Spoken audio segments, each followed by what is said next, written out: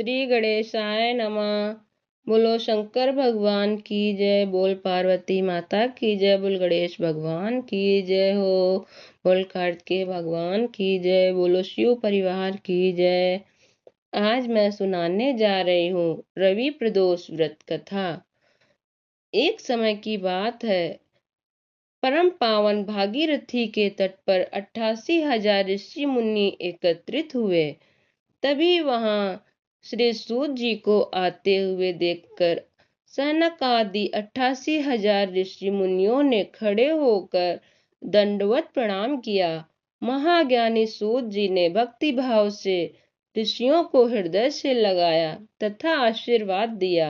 विद्वान ऋषिगण और सब शिष्य अपने अपने आसनों पर विराजमान हो गए। शौनकादि ऋषि ने पूछा, हे पूज्यवर महामते, कृपया यह बताने का कष्ट करें कि मंगलप्रद कष्ट निवारक यह व्रत सबसे पहले किसने किया और इस व्रत को करने का क्या फल है। श्री सूत जी बोले, आप सभी शिव जी के परम भक्त हैं। आपकी भक्ति को देखकर मैं व्रती मनुष्यों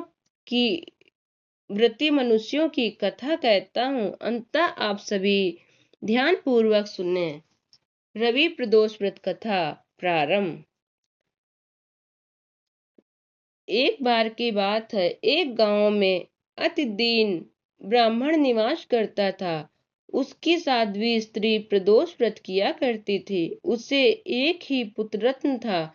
एक समय की बात है, वह पुत्र गंगा नदी में स्नान करने के लिए गया। दुर्भाग्यवश मार्ग में चोरों ने उसे घेर लिया और वो कहने लगे कि हम तुम्हें मारेंगे नहीं, तुम अपने पिता के गुप्त धन के बारे में हमें बतला दो। बालक दीन भाव से कहने लगा कि बंधुओं, हम अत्यंत दीन दुखी हैं, हमारे पास धन कहाँ है। तब चोरों ने कहा कि तेरे इस पोटली में क्या बंधा है। बालक ने निसंकोच होकर कहा कि मेरी माँ ने मेरे लिए रोटियां दी हैं। यह सुनकर चोरों ने अपने साथियों से कहा कि साथियों, ये बहुत ही दीन दुखी मनुष्य है, अंततः हम किसी और को लूटेंगे। इतना कहकर चोरों ने उस बालक को जाने दिया। बालक वहां से चलते हुए एक नगर में पहुंचा। नगर के पास एक बरगद का पेड़ था। वह बालक उसी वृक्ष के छाया में सो गया। उसी समय नगर के सिपाही चोरों को खोजते हुए उस बरगद के वृक्ष के पास आ पहुंचे और बालक को चोर समझकर बंदी बनाकर राजा के सामने ले गए। राजा ने बिना कुछ सुने उसे कारावास में बंद करने का आदेश दे दिया। ब्राह्मणी का लड़का जब घर नहीं लौटा तब उसे अपने पुत्र की बड़ी चिंता हुई। अगले दिन प्रदोष व्रत था। ब्राह्मणी ने प्रदोष व्रत किया और भगवान शंकर से मन ही मन अपने पुत्र की कुशलता की प्रार्थना करने लगी। भगवान शंकर ने उस ब्राह्मणी की प्रार्थना स्वीकार कर ली। उसी रात भगवान शंकर ने उस राजा को स्वप्न में आदेश दिया कि वह बालक चोर नहीं है, उसे प्रातःकाल छोड़ दो, अन्यथा तुम्हारा सारा राज धन वैभव नष्ट हो जाएगा। प्रातःकाल राजा ने शिव जी की आज्ञा के अनुसार उस बालक को कारावास से मुक्त कर दिया।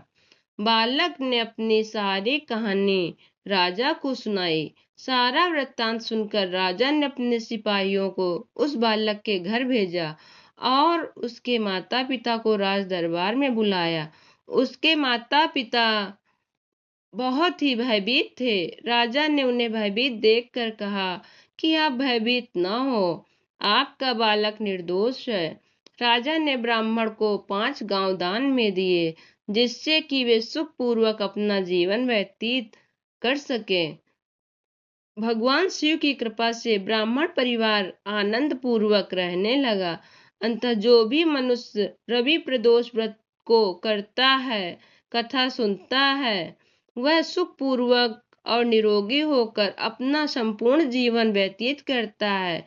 उसके जीवन में खुशहाली आती है और भगवान शिव की विशेष कृपा रहती है। बोलो शंकर भगवान की जय हो। बोल पार्वती माता की जय हो। बोल गणेश भगवान की जय हो। ओम हर हर हर महादेव शिव शंभू।